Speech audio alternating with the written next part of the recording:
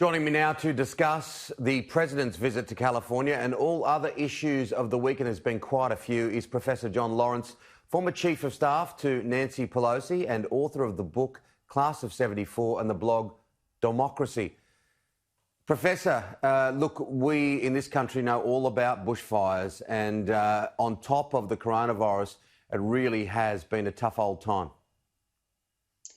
Terrible. These are among the worst fires in history in California and now Oregon, and as your report noted, in several of the other western states. A very brutal reminder, not only of the chronic problem we have with our forests and forest management, but also the worsening of the climate change issue, the impact that it's having on these fires, as Governor Newsom was just saying. Yeah, we just heard the governor there, as you mentioned. The president has been largely silent, but he is visiting California. Yes, and of course in the United States, in Australia, when you have this kind of a natural catastrophe, the president will very often come out and do an inspection. This will elicit the necessity for emergency assistance. So I'm sure that the Californians and people in Oregon will welcome the president and welcome the opportunity to have emergency assistance to the state. Many of us can't quite believe that it's 19 years since September 11. It was such a marker that most people remember where they were. What about the president and Joe Biden? They, of course, both went to sites, both in Pennsylvania and at the World Trade Center site. And we also had a commemorative event here in Washington at the Pentagon. All those sites being the locations for the plane crashes 19 years ago. I was in the United States House office buildings at that time, and of course we were very concerned. There were incoming planes, both to the Pentagon and then reportedly one aiming for the U.S. Capitol as well. So it's one of those moments that you never forget, and the country is, in some ways, has never really recovered from. We're certainly living in a different world. The whole world is, isn't it? Yeah. Now, the president, moving on to another issue, was forced to defend himself this week after journalist Bob Woodward released recordings from an interview that was conducted earlier this year. Look, there's been a lot that make this whole time look like a reality TV show. This is up near the top of the stories. Yes, and, there are many of the sentiments that the president expressed that appear to have made their way into Woodward's book in terms of his contempt for many of his appointees and for military leaders. Those are statements that he has made previously and that people have been aware of. What I think is so difficult here is that the president has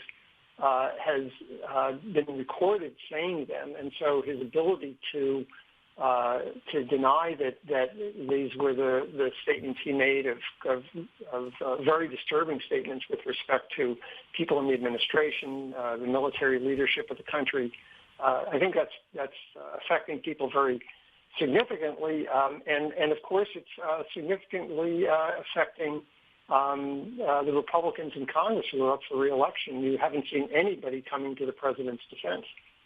Well, how is this and other moments that are taking place, and they're happening all the time, whether it be on social media, how is it playing out with the polls as we head towards November? Because we're really not very far away at all.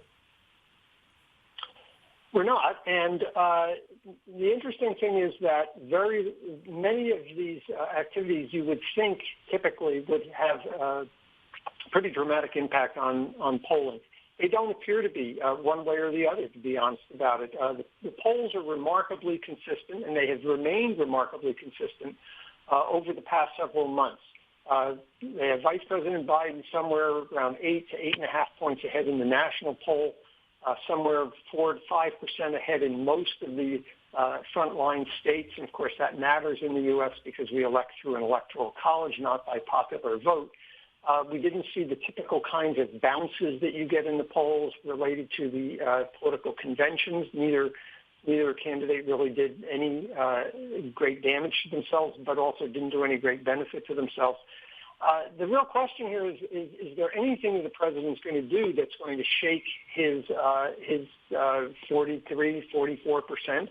And it doesn't appear that there is. And the same is basically true of Biden. Now, I will say this about the polls, because people look at 2016 and say, well, the polls were wrong then.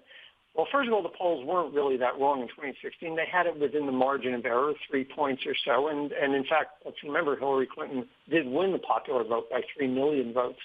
But the other thing that's significant here is that Biden is over 50%. So he may be ahead by 8% or maybe 7%, but it's a big difference being ahead at 52% as opposed to being ahead with 47%. And so I think generally the feeling is that there's very little that's happening that is influencing the race one way or the other. There are very few undecided voters. The real issue is going to come down to turnout, and it's going to come down to a question of how we deal with this huge mail-in balloting, which is going to be perhaps 60% of the ballots in the United States for the first time. Those are the real unknowns, not the polls. That's interesting, isn't it? Because they are two massive issues with the postal system being COVID-19.